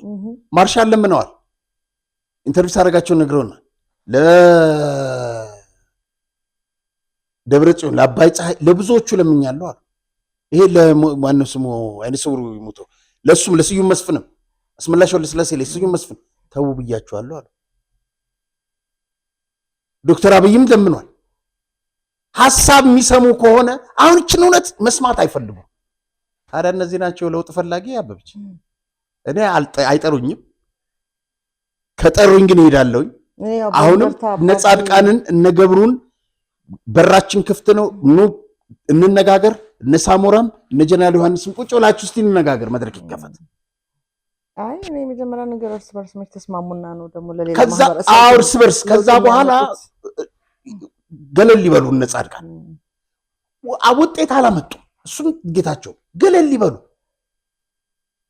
እጅ አይጠምዝዞ ይወጣቱ ያው ተነስ ካላችሁ ይነሳሉ እያለ ነው ማለት ነው። እድል ከደና ምክንያቱ እዚ ወሪስኩም ነው ዘለኹም ቃልሲ ሰዋና ስለለው ለምን ታያፍልጦ ዘይሃውኩም ታንክ ዩ ይሄ ባለቤት አለው ይመስለኛል። እንግዲህ ማለት የፈለገው እንትና ነሳሞራ ጀምረውት ነበር ይሄን ነገር ግን ለወጣቶች ለማስረከብ ነው እንጂ እነሱ እዚህ ውስጥ እንትና እናደርግም ነበር ያሉት። ይሄ ነገር ከሁለት ዓመት በፊት ሲጀምሩት ዓመት ሁለት ዓመት ይመስለኛል ሲጀምሩት ያችን ያደናቀፈው ጻድቃን ይሄ ነገር እንዳይሄድ እንጂ ጥሩ ጥሩ ልጆች አይቻለሁ ተገኝቻለሁ ተጠርቼ ጥሩ አስተሳሰብ ያላቸው አይ ለውጥ ባለቤት አለው የሚለው ባይዘው እናንተ በረሃ ሄዳችሁ ትዋጉ አሁዳታ ብዙ ድርጅት እዚህ ፈጡ ወድሁም ይልና ጌታቸው ወዳ እወን ፈጦ መጀመሪያ ነፍስና ሙንጢና እሾሁም ይልና አርማን ሀልና እሾሁም ሲሆ ነፍስ ታውቁታላችሁ ነፍሳችንን መጠቀን እሾክ ናችሁ አለን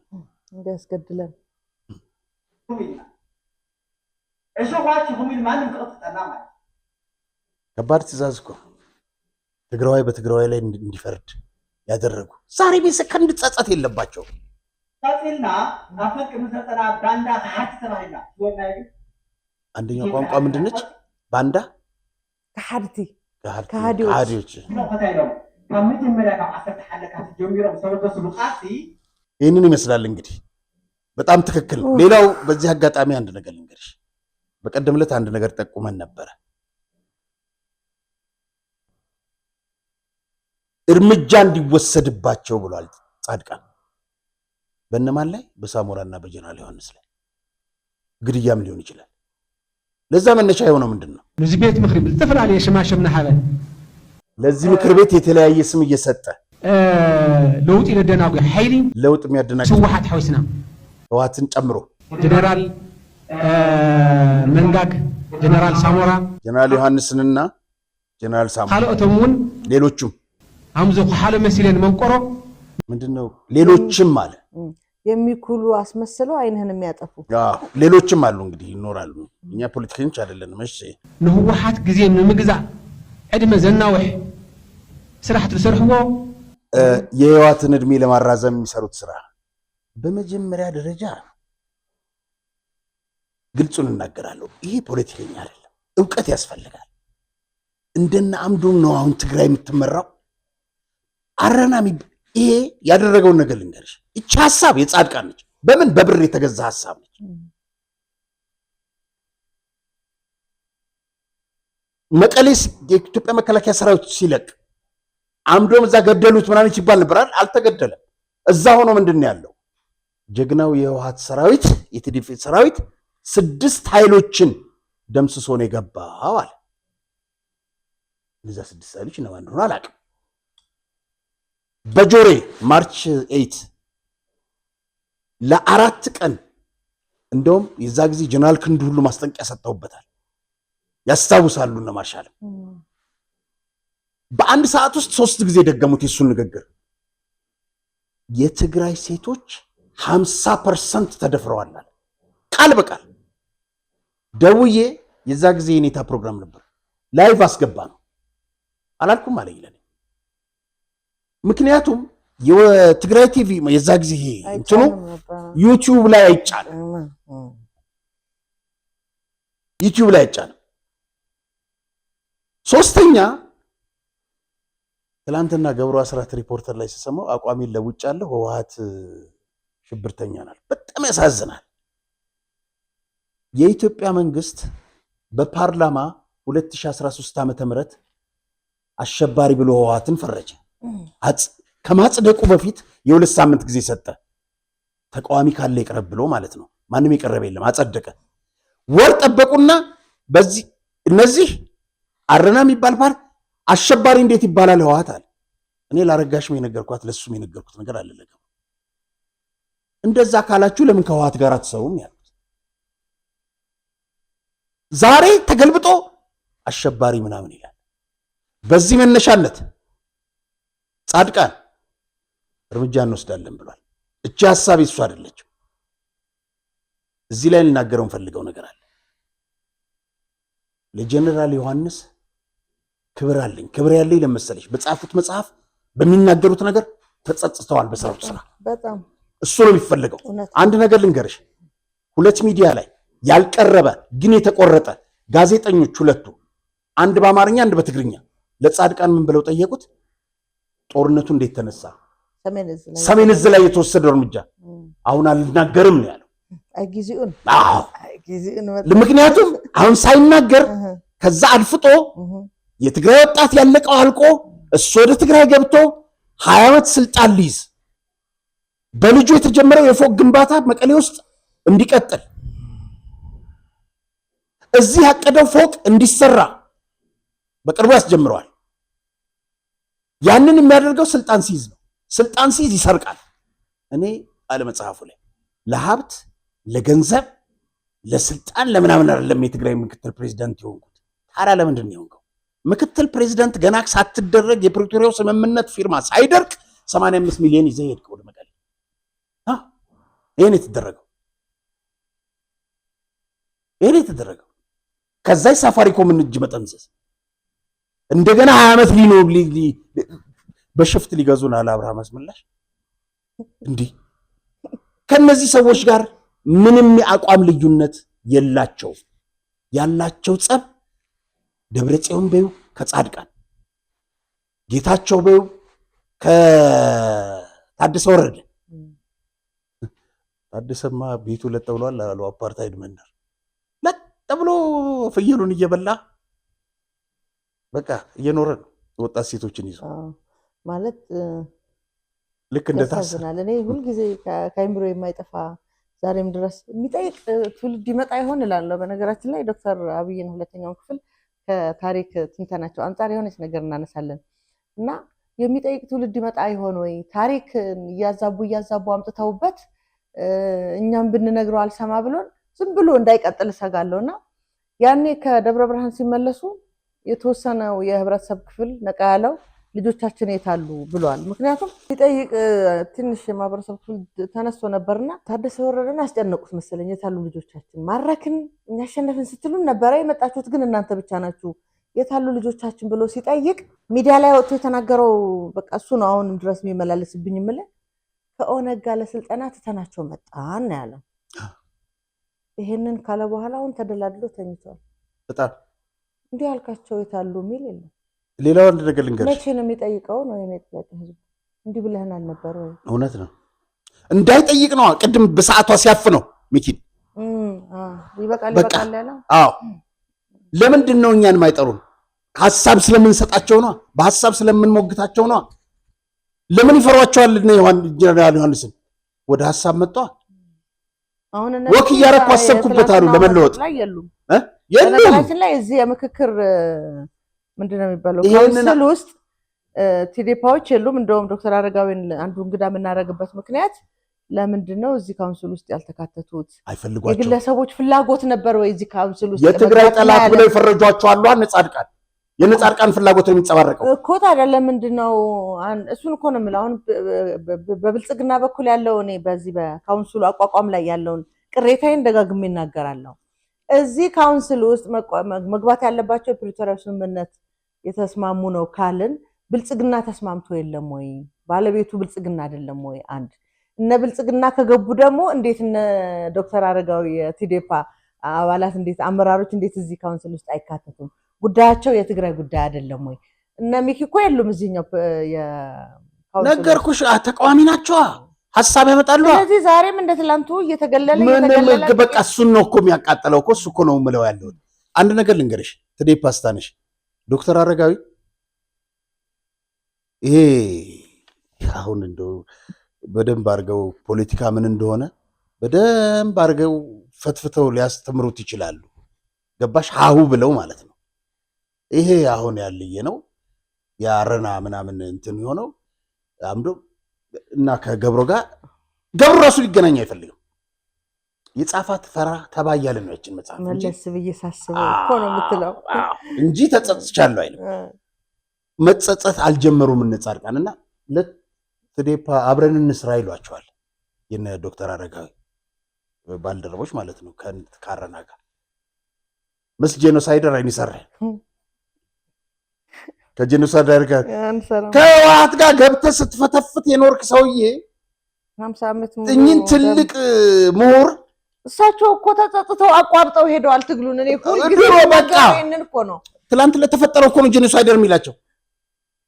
ምንድነው ያደረጉት? ትዴፓ ገብተው እነዚህ ናቸው። ዛሬ ደግሞ ተቀይረው የጻድቃን አሽከር ሆነው እንደገና ደግሞ ይወጡልሻል እንትን አለ። ይሄ በነገራችን ላይ በጣም ወንጀል፣ እርምጃ ይወሰድባቸው ማለት ይገደሉ ማለት ነው። ጻድቃን አንደኛው ከሚያስጠይቀው ነገር ሚኪ እንዳለው ጻድቃንና ጌታቸው ግደሏቸው አሏል። እነም ብዛ ተገደሉ። ነገ ሁሉ ነገር ሲረጋጋ እኔ አንዳንዶች መታዘባቸው አሉ። በከርሳው ማሰብ ይጀምሩ።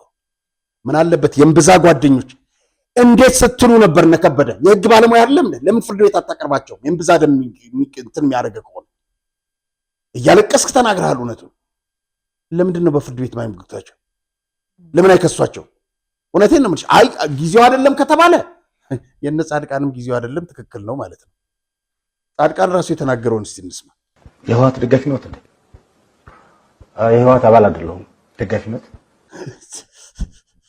የተጠየቀው ሌላ የሚመልሰው ሌላ። ምን ማለት ነው? ደጋፊ አይገባኝም ማለት እንዲወድቅ የማይፈልግ የህወሓት አባል አይደለሁም። ችግሩን እያሻሻለ መንግስቱ ነው የሚፈልግ። ህወሓት እንዲወድቅ አልፈልግም። በተለይ አሁን ህወሓት እንዲወድቅ አልፈልግም። ምክንያቱም ችግር ውስጥ ነው ያለው። የትግራይ ችግር ውስጥ ነው ያለው። እንግዲህ ወቅቱ ይሄ ከጦርነቱ በፊት ነው። ግን ምን መሰለሽ ዛሬም ብትጠይቂው ህወሓት እንዲቀጥል እፈልጋለሁ ነው የሚለው ጻድቃን።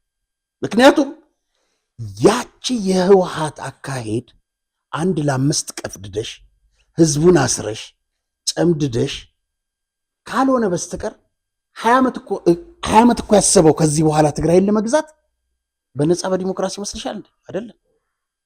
እንደዛማ ካደረገ ህዝቡ ሊጠይቀው። ስለዚህ የህወሓትን ሌጋሲ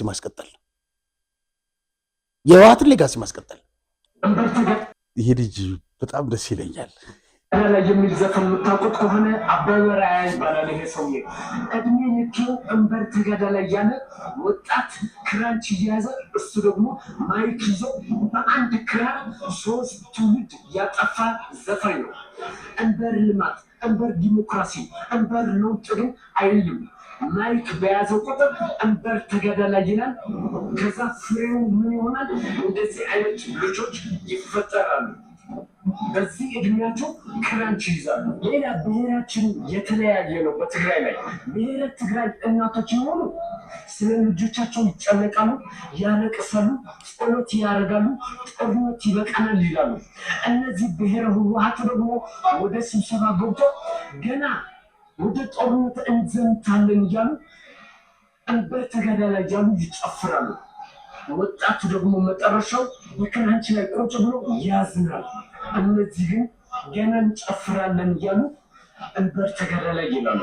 እነዚህ የለውጥ አስተሳሰብ ያላቸው ወጣቶች በተፈጠሩበት የለውጥ መሪዎች ሆነው የታገሉ ልጆች ባሉበት ነው። እንግዲህ እንደ ቅድም ስናወራው እንደነበረ ከ50 ዓመት በፊት በነበረ የችግር አፈታት ዘዴ፣ የማልማት ዘዴ፣ ያዘፋፈን ዘዴ ውስጥ ያሉ ሰዎች ዛሬም ከፊት መጥተው የሚቀመጡ ዛሬም እኛንን ትግራይ ለዳግመ ልማት ሀሳብ ያለን ፕሮፖዛል ያለን እቅድ ያለን እያሉ ፊት እየተቀመጡ ያሉት ከማንኛቸውም አካል ግን ከዚህ ልጅ ከተናገረው እስከዛሬ ድረስ ከፕሪቶሪያው ስምምነትን በኋላ በለው በፊትም በዚህ ልጅ ልክ እንኳን የገለጸው ሰው የለም። አበበች ያው እንደ መቋጫ እንዲሆነን እንግዲህ ጻድቃንም የእንትናን ሀሳብ ተቀብሎ እርምጃ እንዲወሰድ ብሏል በሁለቱ ላይ እና በሌሎችም እኔና አንቺንም ያካትታል መሰለኝ። ነው ፈጣሪ እየጠበቀን ነው እንጂ ሳስቡ አይዞሽ። ግን አንድ ነገር የምነግርሽ ነገር ዛሬ በሰላም ወረዳ ተው ጦርነቱን ሲሉ የነበሩት ሰዎች መፈንቅለ መንግስት አናካሂድም ብለው የነበሩ ሰዎች ላይ ዛሬም ድረስ ጥርስ እንደነከሱ ታውቂያለሽ። ሳሞራ ዛን ጊዜ ትእዛዝ ሰጥቶ ብትቀበል ኖሮ ዶክተር አብይ ዛሬ አይቀጥልም፣ እኛ ነበር የምንቀጥለው ነው። በመግደል ውስጥ ያለውን ነገር ተመልከች። ዛሬም አዙሪት ለምን ጻፍክ? ለምን ጦርነት ይብቃ አልክ? ለምን እንነጋገር ብለህ ጠራህ? የዛን ጊዜ ይሄንን ለምን ሐቅ አወጣ ዮሐንስ ነው። ሌላ ነገር የለው። እነሱ ላይ ሞት ካፈረደ ዛሬም የሚካሄደው ውጊያ የሰናፍጭ ያክል ምንም አይቆረቆራቸውም። ጻድቃን የአፋሩን ኃይል እመራዋለሁ እኮ እያለ እኔ ነኝ ይላል። ሎርዳን ጥሩም የሰሩት ከባድ ወንጀል አለ። በስማቸው እነማን ላይ ምን እንዳደረጉ እናጋለጣለን። አሁን ነፃ መሬት ሆኖ አትንኳቸው እንደዚህ የሚባል ነገር የለም። ይሄን ጦርነት ይፈልጉታል። ከታንኮቹ ኋላ ጻድቃን አሉ፣ ከታንኮቹ ኋላ ጌታቸው አሉ። አሁን ቅድም ካልሻቸው ቦታ ላይ ከተጠመዱት ታንኮች ጀርባ ጻድቃን አሉ። ምክንያቱም ወጥተው እውነቱን አልነገሩትም አለ ወጣቱ። በጣም ምክንያቱም እስከ ዛሬ የመጡበትን ታሪክ አንድ ቪዲዮ አለ መሰለኝ ሲናገሩ እኮ ሁሉንም ነገር አምኜበት ነው ያደረኩት ይለናል አይደለ? ጀነራል ጻድቃን ማኸር ነርና ዳርጋ 6 ወር ንገብር ዘምንቅሳስ ደሌት ለውጥ ትባል ተጀሚራ መጀመሪያ ቀድመ መጀመሪያ ውሽጢ ምስ ውድባት ብዙሕ ተዘራሪብና ድሓር ምስተኣከብና እቶም ውድባት ንስኻ ተሓባብረና ኢሎምኒ ኣነ እውን ትለውጢ አንተን አስተባብረናል ንእሽተይ ክስጉም ይደሊ ስለ ዝነበርኩ ሕራይ ለተቀቢለ ለውጡ ትንሽ ወደፊት እንድራመድ ስለፈለኩኝ እኔም ይሻልኳቸው ለውጡን አብረን እናራምደው ሲሉኝ ምራው ሲሉኝ ነው የሚለው። 85 ሚሊዮን ከዚህ ይዞ ሲሄድ ፓርቲዎቹን አማክሯል። ማንን አማከረ? ህንፃ ሊገነባ ነው። ማንን አማከረ? በምን ገንዘብ ብሎ ተናገረ? ይንገረና። ይሄንን ልጁ ፋብሪካ አላት። በምን ካለሃ ማዕተና ኢላታ ምትሕባር ወስዳን ተይሎም አዩ ደም ያዘላ ያስፈልግ በሊ ሓንቲ ነገር ዚያ አነ ፐርሰናል ነገር ዲፌንድ ተገበር አይንቀሳቀስ ፐርሰናል የተነሳው ነገር አለ። ዲፌንድ ለመከላከል አልንቀሳቀስም። ከዛ ፊት ግን ልክ ምራው እንዳላችሁኝ ሁሉ ተነስ ስትሉኝ እነሳለሁ ነው የሚለው። እሺ እናያለን ለማለት ፈልጌ ነው። አንቺ ደግሞ ተስፋ ከተነሳማ የ20 ዓመት ህልሙ ሆነ አይሆንማ ትግራይን ለመምራት ሻባይ ዝገበሮ ዘለዎ ነገር ዘይ አመን ሁሉ ዝገበርኮ ነገር የለም። በጣም ጥሩ። እስከ ዛሬ ድረስ የሰራሁትን ያደረኩት ነገር ሳላምንበት ያላደረኩት ነገር ምንም የለም። ሳላምንበት ያደረኩት ነገር የለም። ሳላምንበት ሁሉን ነገር አምኜበት ነው ማለት ነው። አጭሩ ልክ ነው። ማንኛውም ነገር ስታምንበት ነው የምታደርገው። እኛም እናምንበትን ነው ያደረግን ያለ ነው አይደለ? ጠላት ነኝ አይደለ? ዛሬ ድረስ ተጣልተናል አይበለ? በጥፋት በጦርነት በኪሳራ በድህነት በሽብር በፍርሃት እየኖረ ላለ ህዝብ የጦር መሪ ጀነራል ሆኖ መቆየት ግን በጤነኛው አስተሳሰብ ያመንክበት ነው ወይስ ሁሌም እንደምንለው ሌላ በቅሬታ ወይም ምንድነው ካፈርኩ አይመልሰኝ በሚል ነው? መገለጫው ግን ግራ የሚገባህ ነገር ነው። በኢትዮ ኤርትራ ጦርነት ላይ የነበረውን አመራርነት ጥፋት ብዙ ሰዎች ጽፈውት ነግረውት ያውቃሉ። አብረውት የነበሩ ወድ አሸብር የሰሩትን ስራ እንኳን ሞት የሚያስፈርድባቸው ሆኖ የታለፉ ሰዎች ታሪክ የሰሩ ስተት የሰሩ ሰዎች እንዴት አምኜበት ነበረ ያንም የሰራሁት ከዛ በኋላም ተጸጽቻለሁ ያላልኩት ልክ ስለነበር ነው እንዴት ይልሃል? ተመልሶ ከዚህ እንዴ ጀነራል ጻድቃንን እኮ ነፃ ያወጣው ዶክተር አብይ ነው ማለት ለ20 ዓመት የቁም እስረኛ ነበረ ኢትዮጵያ ውስጥ። ከቤቱ ተንቀሳቅሶ ወጥቶ አያውቅም ነው የሚባለው። የሆነ ነገር በተፈጠረ ቁጥር በስጋት ውስጥ የሚኖር ሰው ነበር አይደለ? ሻዕቢያ ይገለኛል ነበር። ለውጡ መጥቶ ዶክተር አብይ በኃላፊነት በመጣ ጊዜ እንደፈለገ መንቀሳቀስ ጀመረ። እነ ጀነራል ዮሐንስ እንነጋገር ብለው ሐሳብ እስከማቅረብ ደረሱ። ያኛው ችግር ዛሬ ድረስ ዋጋ የተከፈለበትን የትላንትናውን ችግር እንዳይመጣ ማለት ነው። እንዴት እዛኛው ላይ አለመጸጸትህ እየገረመን ድጋሚ እዚህኛው ላይ መጣ ነው የኛ ጥያቄ። እሱም አልፎ ዛሬ ላይም በሌላ የስህተት መንገድ እኔ እኮ እድሜም ስለበሉብኝ ነው። በእኔ ውስጥ ደግሞ ብዙ ሰዎች ይታዩኛል እኮ በእነዚህ ሰዎች ምክንያት እድሜያቸው የተበሉ ደስታቸው የተነጠቁ ወጣትነታቸው በስደት በድህነት አዲስ አበባ ያኔ በጊዜያዊ አስተዳደሩ ጊዜ የመጡ ልጆች እኮ ጎዳና ተዳዳሪዎች ሆነዋል እኮ የዛ የ2013ቱ ከ8 ወር በኋላ ወደዚህ ወደ አዲስ አበባ መመለስ የሚነግራቸው ሰው የለም። ይሄን ታሪክ አያውቁትም። ወይም እኛን ጠይቃችሁ ብለናቸው እምቢ ብለዋል አይደለ? ይጥሩንና እኛን ይጠይቁን በተቃራኒው። አይ ምን መሰለሽ ከዚህ ሐሳብ ከወጣሁኝ ትግራይን ለ20 ዓመት መግዛት አልችልም ነው። አሳዛኝ ነው በጣም። ጭራሽ ደግሞ ልክ እንደሆኑ ሊያስቡ በጣም ፊታችን መቆማቸው ነው እኮ የሚያሳዝነው እንጂ። ወደ ማጠቃለያው ስናልፍ የሂልተንን ጉዳይ እናገኛለን። አዳዲስ መረጃዎች አሉ። ከነዛ ውስጥ እንግዲህ በትላንትናው ዕለት የተጻፈ ደብዳቤ አለ። ጉዳዩ ጠቅላላ ሰራተኛው እንዲያናግሩ መጠየቅን ይመለከታል። የአዲስ አበባ ሂልተን ኢንተርናሽናል ሆቴል መሰረታዊ ሰራተኛና ማህበር ዛሬ ሐምሌ 28 2018 ባደረገው አስቸኳይ ምክር ቤት ስብሰባ ማካሄዱ ይታወቃል። በዚሁ መሰረት አስተዳደሩ በተለያዩ ጉዳዮች ላይ መላው ሰራተኛ እንዲነጋገር ውሳኔ አሳልፏል።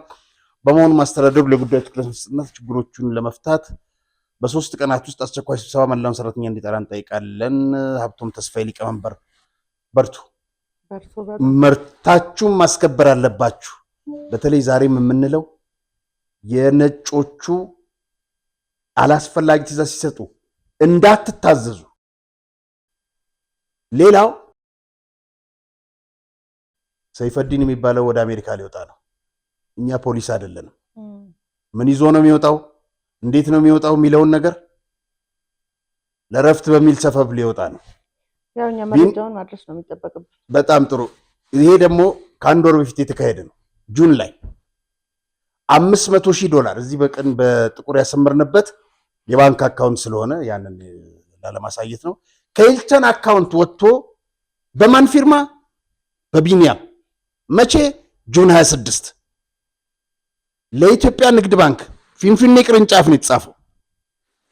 ባለው የባንክ አማውንት ተመንዝሮ ወደዚህ አካውንት እንዲገባ ነው የሚለው። ይሄ ያጠፋ ነው ማለት። አዎ ጸረ ሙስና ወዴት አለ?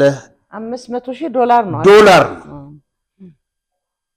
እንግዲህ አንድ ሰው 400,000 ብር ደሞዝ እየተከፈለው 4 ዓመት ቢሰራ የ2 መኪና የ4 መኪና የ2 ቤት ባለቤት ህንፃ ሊሰራ አይችልም። ሂልተን በደንብ ይፈተሽ። አሁን በጥቁር እኛ እንድጠፋ ያደረግናትን አካውንት ማግኘት ትችላለህ አይደል አንተ? ምናልባት የሚመለከተው አካል ቢጠይቀን እሷን አካውንት በመስጠት ደብዳቤውን እንዳለ እንሰጣቸዋለን። እንደሱ እንሰጣለን። የሚመለከተው አካል እንትን ካለ ደብዳቤውን እንሰጣለን። ሌላው እንግዲህ በጣም የሚገርምሽ ነገር ነጮቹ አንደኛው በተለይ ኢንጂነሪንግ ያለው ላውንደሪው እንዲበላሽ እንትኑ እንዲቋረጥ አድርገዋል። ውሃዋናው ምናምን ላውንደሪ ነጮቹ በየክፍላቸው አስገብተዋል። ልብስ ማጠቢያ ማሽን የራሳቸውን እዛው ሂልተን ውስጥ በሚያድሩበት ሆቴል አልጋ ላይ የራሳቸው ማጠቢያ። ሌላው እንግዲህ እነሱ ማሽን አስገብተው የአንድ ወር ክፍያ 644,000 ብር 707 ሰን ሲስተርስ የሰንሻይን እህት ኩባንያ ነው። በትላንትናው ዕለት ደጋግሜ በሌላ በኩል ኃላፊውን ዋናውን ባለቤቱን ለማነጋገር ሞክሬ ነበር። በሌላ ሰው በኩል በሚቀርባቸው አንደኛ ሰንሻይን ትልቅ ካምፓኒ ነው። ለምን እንደዚህ ውስጥ እንደገባ አላውቅም። ለምንድን ነው ይሄንን የምለው? በጣም ብዙ ኮንስትራክሽኖች ይሰራል እዚህ ውስጥ። አሁን ያለውን እንትን አቶ ሳሙኤል ያውቁታል ማለት አይደለም። እስከ ሚሊዮን ድረስ ነው የሚከፈለው። በግልጽ ጨረታ ወጥቶ ነው ያንን ስራ ለመስራት የገቡት። ወይም ይሄ ሰን ሲስተርስ የተረከበው በጨረታ ነው አይደለም። በምንድን ነው አይታወቅም። አንድ ልብስ 200 ቢታጠብ እንደሆነ 500 ብር ይደረጋል። ያንን ገንዘብ ማን ይበላል አላውቅም። ይሄ ሁሉ መዘዝ ከሚመጡበት ይሄን ጉዳይ ልብ ብለው ቢያዩት ጥሩ ነው። አቶ ሳሙኤል ሂልተን ሰራተኞች ከጎናችሁ ነን። ብዙ ለውጥ እየመጣ ነው። ጠንክራችሁ በርቱ እንላለን። ይሄ ነው መልእክታችን። አቶ ገዛኸኝ የሚባል በጣም ከፍተኛ በደል የደረሰበት እናነጋግርሃለን። አልረሳንህም። በደሎችን ብትጽፍልን በተለይ እሱን ለማቅረብ ይመቸናል። ለዛሬ ብቃን መሰለኝ። አበበች የወንድማችንን የጌታሁንን አደራ እንላለን። በድጋሚ $100 ወይም $200 $2 ወይም $5 ጌታውን ኩላሊት ንቅለ ተከላ እንዲደረግልህ ተብለሃል። ምን ያክል ነው የሚፈጀው? ባለቤቴ ኦልሬዲ ምርመራውን ጳውሎስ ጠቅላላ ምርመራ ጨርሰናል። ወደ ውጭ የሚላክ የመጨረሻ ምርመራ እሱንም ጨርሰን መጣን። አሁን 1 ሚሊዮን ብር አምጡ ተብለናል ቀጠሮውን ለማድረግ። ኦልሬዲ ጨርሻለሁ። ሐምሌ ትገባላችሁ ነው የተባለው። ገንዘቡ እንደሌለህ ነው የነገርከኝ። ሌላው ቀርቶ አሁን ዳንስ ማድረግበት የለኝም። አሁን ለነገ ዛሬ አድርጌ ለነገ ዳንስ ይቸግረኛል፣ የለኝም። ክቡራን ተመልካቾቻችን እንግዲህ በጣም ብዙ ወዳጆች አላችሁ፣ በጣም ብዙ ደግ የሆናችሁ እማቃችሁ፣ በአሜሪካንም በአውሮፓም ያላችሁ፣ በደቡብ አፍሪካም በሌላም ቦታ ያላችሁ ወንድማችንን እንርዳው። የባንክ አካውንቱ እንግዲህ ከስርም ይሄዳል። ልግለጽላችሁ 100,000 11 97 77 4 ደግመዋለሁ 100,000 11 97 77 4 ጌታሁን ይልማ። እናመሰግናለን። የዛሬ ፕሮግራማችን በዚሁ አበቃ። ቸርን ሰንብት። አሁኑኑ ይወስኑ። ልዩ የኢንቨስትመንት እድል በመርካቶ ተክለ ሃይማኖት በወር እስከ 100,000 ብርና ከዚያ በላይ ቋሚ ገቢ የሚያስገኝሉት ድንቅ እድል በአጭር ጊዜ ውስጥ ትርፋማ የሚያደርጉትን የንግድ ሱቅ በልዩ ዋጋና አማራጭ የክፍያ መንገዶች ዛሬውኑ ያዙ። ከግራውንድ ፍሎር እስከ 3ኛ ወለል ድረስ ከ11 ካሬ 22 እና 32 እንደ ምርጫው በ2.7 ሚሊዮን ብር ጠቅላላ ክፍያ እንዲሁም በ640,000 ብር ቅድመ ክፍያ ያገኛሉ። በአንድ ዓመት ጊዜ ውስጥ በ7 ዙር ክፍያ የተመቻቸሉት። በተጨማሪም በፒያሳ ፍሬንድሺፕ ፓርክ እና በአራዳ ፓርክ ፊት ለፊት የሚገኙ ዘመናዊ አፓርትመንቶችን ለመኖሪያም ሆነ ለኢንቨስትመንት እንደ ምርጫው ባለ 2 መኝታ ቤት በ8 ሚሊዮን ብር ጠቅላላ ክፍያ በ10% ቅድመ ክፍያ በ1 ሚሊዮን ብር የግሎ ያድርጉ። ፈጥነው ለሚመጡ ደንበኞቻችን ተጨማሪ ልዩ ቅናሽም ተዘጋጅቷል። ለበለጠ መረጃ 0945 70 3865 ይደውሉልን።